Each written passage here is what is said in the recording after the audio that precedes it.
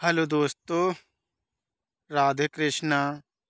मैं आपके लिए एक कहानी सुनाने जा रहा हूँ जो जीवन में बहुत महत्वपूर्ण स्थान रखती है और लक्ष्य को प्राप्त करने में भी बहुत महत्वपूर्ण स्थान रखती है।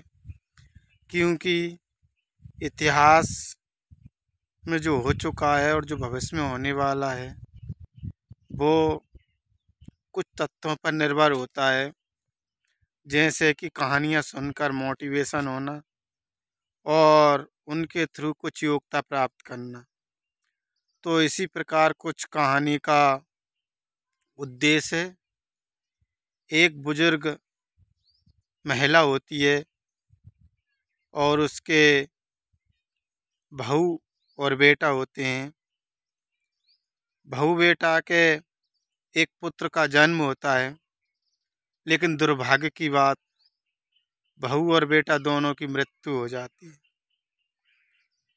तो वो बूढ़ी बुजुर्ग महिला अपने नाती को पालती है, जैसे तैसे वो मजदूरी करके उसकी परवरिश करती है। 5 साल और 10 और 11 साल का होता है, तभी उसको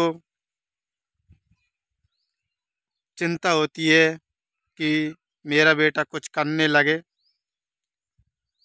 और जिससे उसका भी भविष्य बने और मुझ में भी अब जो असमर्थता है वो पूरी हो सके। मुझ में काम करने की बस की नहीं है।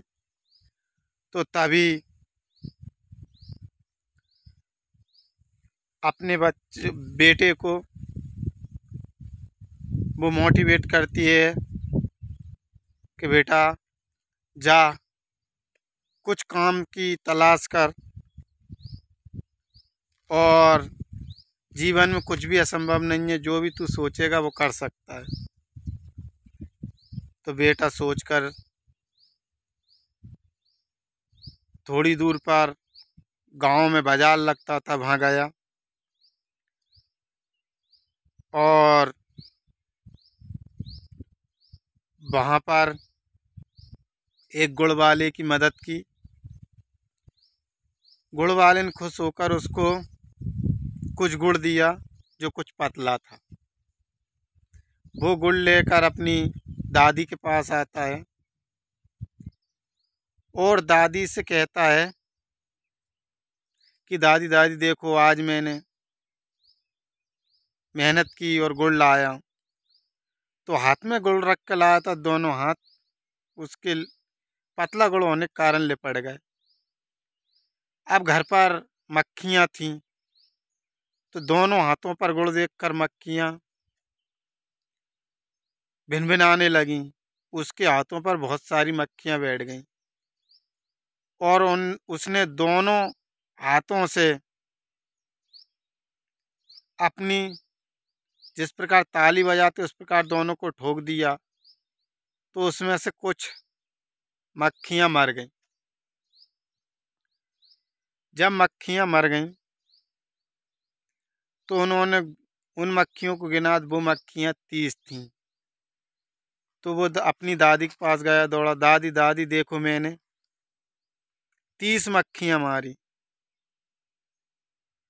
तो दादी ने कहा, वाह बेटा, तू तो 30 मार का है। तो दादी ने उसका नाम 30 मार का रख दिया। 30 मार का मतलब जो भी कोई असंभव काम हो उसको कर सकता है, यानी 30 मार का। तो उसका नाम 30 मार का रखा। फिर वो अगले दिन गांव में गया। उस गांव में उसे एक राजा के मंत्री मिले। तो मंत्री बोले, तू क्या कर रहा है? कहला, मैं यहाँ पर काम ढूंढने आया हूँ। तो वो मंत्री पकड़ के उसको राजा के पास ले जाते हैं। तो राजा के सन्मुख जब वो पहुँचता है तो बोलता है, तेरा नाम क्या है? तेरे मम्मी पापा का नाम क्या है? तो बोलता है मेरे मम्मी पापा का नाम मुझे पता नहीं है, मेरे पास सिर्फ दादी रहती है और मेरा नाम 30 मार का है। तो राजा ने कहा, बोल तू क्या काम करेगा? तो उसने कहा, जो भी इस नगर में असंभव काम हो वो पूरे मैं करूँगा। मेरा नाम 30 मार का है, जिससे भी जो काम नहीं होगा मैं वो काम करूँगा। तो राजा बड़ा खुश हुआ, बहुत पहलवान, दिमागदार और हुनरदार है। तो राजा उसको अपने काम पर रख लेता है। जब वो अपने घर लौटता है, दादी से कहता है, दादी दादी आज मुझे राजा ने एक काम सौंपा है और मैंने उसको एक्सेप्ट कर लिया। उन्होंने पूछा कि तुम क्या करोगे? तो मैंने कहा मेरा नाम 30 मार का है और जो भी असंभव काम है सब मैं करूँगा। तो दादी टेंशन में आ गई, बेटा तूने ये क्या किया? तुझे ऐसा नहीं करना थी। परंतु जब उसने हामी भरी ली तो दादी ने कही, बेटा होशियारी से काम करना, भगवान तेरी मदद करे। जब वो राजा के काम पर जाने लगता है, तभी बगल के गांव में एक दुर्घटना होती है। एक शेर आ जाता है, 2-3 लोगों को मार देता है। तो जब वहाँ के लोग असमर्थ हो जाते उसे पकड़ने में, तो राजा आदेश करता है, कुछ नहीं 30 मार को बुलाओ और शेर को पकड़वाओ। तो जब 30 मार के पास सूचना भेजती है कि राजा साहब ने बोला है आप जाइए और शेर को पकड़िए, उसने आतंक मचा रखा है। तो 30 मार साहब टेंशन में आ जाते, क्योंकि कभी कोई शेर तो देखा नहीं कैसा होता है। और वो कहते हैं ठीक है मैं पकड़ लूँगा, आज रात को मैं उस शेर को पकड़ लूँगा। और अपनी दादी के पास आ जाता है, दादी को सब हाल सुनाता है कि बेटा ये क्या कर, अब तो तेरी मृत्यु निश्चित है, लेकिन अपने काम को तुझे करना पड़ेगा, अगर काम नहीं करेगा तो राजा तुझे दंड देगा। इसीलिए एक काम करते हैं, हम इस नगर को छोड़कर भाग जाते हैं। तो बेटा कहता है ठीक है, तो सामान, तो एक काम करो, कहीं से एक गधा पकड़ कर ले आओ और उस पर अपन सामान बांध के और रात में निकल लेते हैं। तो ठीक है, वो जाता है गांव में। तो एक गली में घुसता है जहाँ पर वो शेर शिकार करके खा के बैठा हुआ था।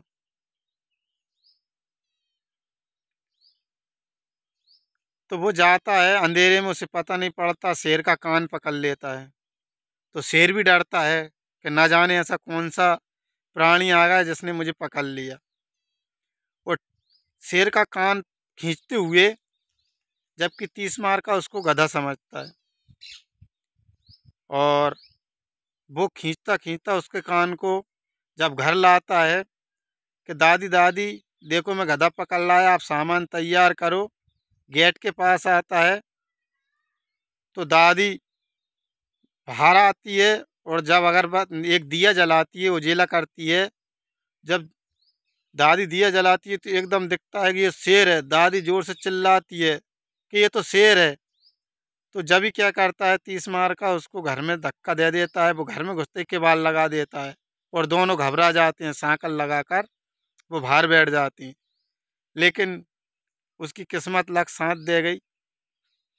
जब शेर अंदर बढ़ गया तो दोनों बेफिक्र हो गए, दोनों निडर हो गए और दोनों बाहर सो गए।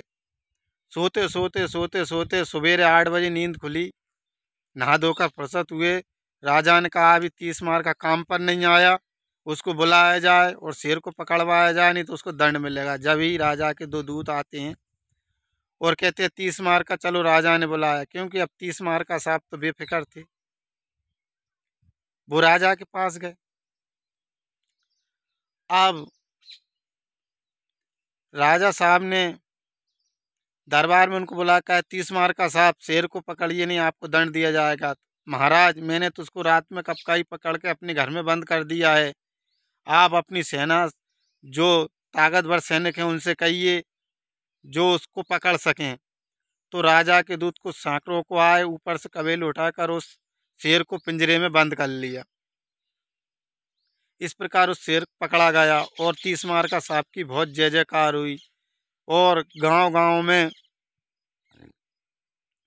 उसकी जय जयकार होने लगी। 30 मार का सांप और ढेर सारा इनाम दिया, जिससे उस वृद्ध दादी का और उसका खूब अच्छे से पालन पोषण होने लगा। घर की सभी सुख सुविधाएं उसको मिल गईं। लेकिन कुछ दिन बाद अचानक रानी के जेवर और पायल गुम जाती हैं और राजा के अथक प्रयास से ढूंढने के बाद भी वो नहीं मिलती हैं। तब राजा साहब कहते हैं कुछ नहीं, ये काम 30 मार्का जी को सौंपा जाए। और 30 मार्का साहब से कहा कि आप पायल रानी जी की गले का हार खोज कर लाइए, अन्यथा आपको दंड दिया जाएगा। तो ये सुनकर आता, ठीक है महाराज, मैं सुबह तक करता हूँ कुछ। जब वो अपनी दादी के पास आता और ये सुनाता है राज साहब ने ऐसे ऐसा कहा, दादी कहती है बेटा अब तू फिर फंस गया, हम कान से ढूंढ के देंगे सुबह तक, ये राजा का आदेश है। एक काम करते हैं, अपन सुबह 4 बजे यहाँ से फिर भाग लेते हैं। लेकिन उस 30 मार्का को नींद नहीं आ रही थी। तभी उसकी जो वृद्ध दादी है उसको एक लोरी सुनाती है, नींदड़िया घींसड़िया आ जाइए तेरी भोर कटेगी घींसड़िया, नींदड़िया घींसड़िया आ जाइए तेरी भोर कटेगी घींसड़िया। तो इस प्रकार के नींदड़िया घींसड़िया आ जाने तेरी भोर गर्दन कट जाएगी। इस प्रकार से जब वो लोरी सुनाती है और उसे नींद आ जाती है, तभी बगल में उसकी दो जो रानी की सेविका होती हैं वो सुन लेती हैं। उनका एक का नाम नींदड़िया और एक का नाम घींसड़िया था। दोनों ने ही रकम चुराई थी। उसने कहा 30 मार का सांप को पता पड़ गया है हमारा, अगर हम इनको नहीं बताएंगे तो ये हमारी गर्दन कटवा देंगे। राजा से नींदड़िया घींसड़िया तेरी भोर कटेगी घींसड़िया, तो राजा साहब के दरबार में हमारी गर्दन सुबह कट जाएगी। तो वो डरती डरती आती हैं और उस दादी के पैरों में गिर जाती हैं और कहती हैं हमें क्षमा करना दादी, हमने रानी साहब के सपड़ते में जेवरों की चोरी कर ली और हमें मरने से बचा लीजिए। 30 मार का सांप से कहिए कि हमें ना मरने दें। तो ठीक है, 30 मार का जगाते हैं और वो उनके हाथों में वो जेवर सौंप देते हैं। लेकिन 30 मार्का जी कहते हैं आपने कान से चुराए कि जो रानी सपड़ती हैं वहाँ सिला है, भान से चुराए। तो उन्होंने कहा उसी सिला तरह इन चीज़ों को आप रखे आइए और हम आपका नाम नहीं बताएंगे। ठीक है, तो फिर उनको दोनों को चैन की नींद आती है। फिर सवेरे 8 बजे उठ के नहा धोकर नौरे होते हैं। राजा के दूत आते हैं, आपने जेवर खोजे कि नहीं खोजे, राजा साहब ने बुलाया है। तो दरबार में पहुँचते हैं तो राजा साहब से कहते हैं राजा साहब मैंने जेवर खोज लिए हैं और आप अपने सेवकों को पहुंचाइए जहाँ रानी साहब स्नान करती हैं उस सलाह के नीचे उनके जेवर रखे हुए हैं, आप निकलवाइए। और जब 2 दूध जाते हैं उस सलाह के नीचे जेवर निकलते हैं तो फिर 30 मार्का साहब की जय जयकार होती है और सभी लोग राजा साहब और 30 मार्का साहब की जय जयकार करते हैं। इस प्रकार फिर से उसकी लाइफ बच जाती है। अब इसकी अगली कड़ी भाग 2 में आएगी। कृपया आपको स्टोरी अच्छी लगे तो आप फॉलो करना, लाइक करना, सब्सक्राइब करना और आगे की प्रतीक्षा करें। जय हिंद।